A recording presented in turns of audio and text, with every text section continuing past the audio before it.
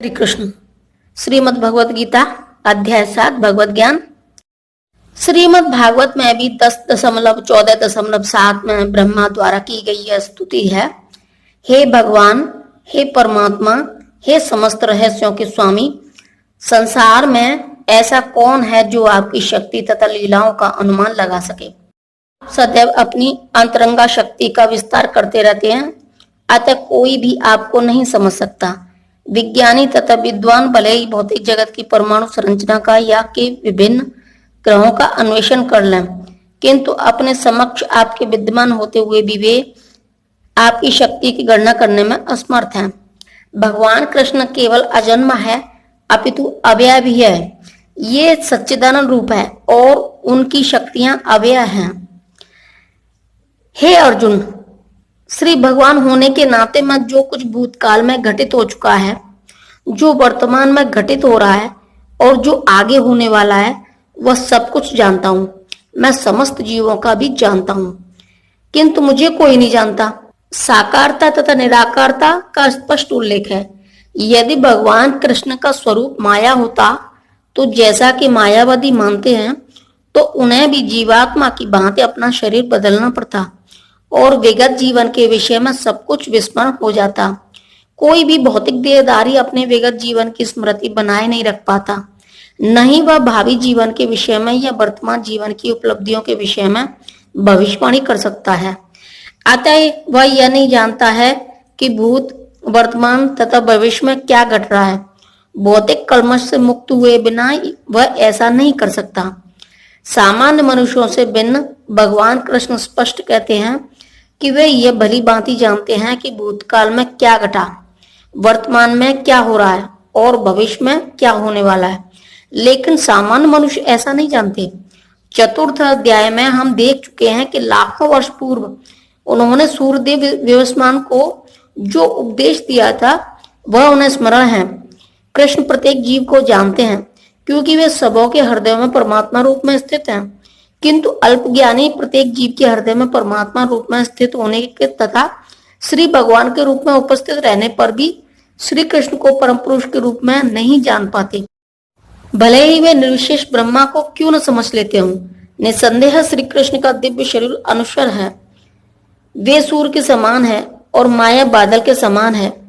भौतिक जगत में हम सूर्य को देखते हैं, बादलों को देखते हैं और विभिन्न नक्षत्र तथा ग्रहों को देखते हैं। आकाश में बादल इन सबको अल्पकाल के लिए ढक सकता है, किंतु यह आवरण हमारी दृष्टि तक ही सीमित होता है। सूर्य, चंद्रमा तथा तारे सचमुच ढके नहीं होते। इसी प्रकार माया परमेश्वर को आच्छादित नहीं कर सकती। वे अपनी अतरंगा शक्ति के कारण अल्पज्ञों को दृश्य नहीं होते। जैसा कि इस अध्याय के 33 श्लोक में कहा गया है कि करोड़ों पुरुषों में से कुछ ही सिद्ध बनने का प्रयत्न करते हैं और सहस्रों ऐसे सिद्ध पुरुष में से कोई एक भगवान कृष्ण को समझ पाता है। भले ही कोई निराकार ब्रह्मा या अंतर्यामी परमात्मा की अनुभूति के कारण सिद्ध हो ले, किंतु कृष्ण भावनामृत के बिना वह भगवान श्री कृष्ण को समझ नहीं सकता। हे भरतवंशी, हे शत्रु विजेता, समस्त जीव जन्म लेकर इच्छा तथा घृणा से उत्पन्न द्वंद्वों से मोहग्रस्त होकर मोह को प्राप्त होते हैं। तात्पर्य, जीव की स्वाभाविक स्थिति शुद्ध ज्ञान रूप परमेश्वर की अधीनता है। मोहवश जब मनुष्य शुद्ध ज्ञान से दूर हो जाता है तो वह माया के वशीभूत हो जाता है और भगवान को नहीं समझ पाता। यह माया इच्छा तथा घृणा के द्वंद्व रूप में प्रकट होती है। इसी इच्छा तथा घृणा के कारण मनुष्य परमेश्वर से तदाकार होना चाहता है और भगवान के रूप में कृष्ण से ईर्ष्या करता है, किंतु शुद्ध भक्त इच्छा तथा घृणा से मोहग्रस्त नहीं होते। अतः वे समझ सकते हैं कि भगवान श्री कृष्ण अपनी अतरंगा शक्ति से प्रकट होते हैं, पर जो द्वंद्व तथा अज्ञान के कारण मोहग्रस्त है वह वे सोचते हैं कि भगवान भौतिक यानी कि अपरा शक्तियों द्वारा उत्पन्न होते हैं। यही उनका दुर्भाग्य है। ऐसे मोहग्रस्त व्यक्ति मान, अपमान, दुख सुख, स्त्री पुरुष, अच्छा बुरा, आनंद पीड़ा जैसे द्वंद्वों में रहते हुए सोचते रहते हैं कि यह मेरी पत्नी है, यह मेरा घर है, मैं इस घर का स्वामी हूँ, मैं इस स्त्री का पति हूँ।